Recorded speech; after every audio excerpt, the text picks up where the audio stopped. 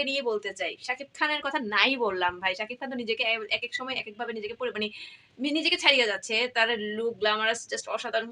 শাকিব খান অসাধারণ আছেন। সাবিলা নূরকে নিয়ে কিছু কথা বলতে চাই।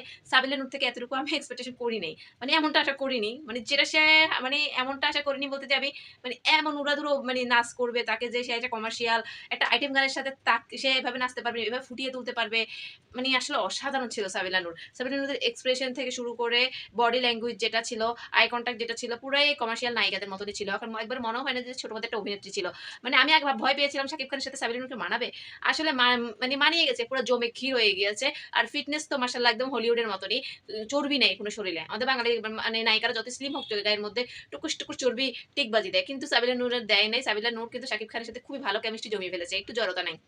শাকিব খানের সাথে যে অভিনয় করতেছে, একটু জড়তা নাই। আর এখানে আপনি দেখবেন ব্যাকগ্রাউন্ড থেকে শুরু করে স্টেজটা আর আন্টি কতগুলাকে দিয়েছে কালারিং, মানে এত সুন্দর লেগেছিল যে যে ইয়েটা করেছে, স্টেজটা করেছে গানের জন্য।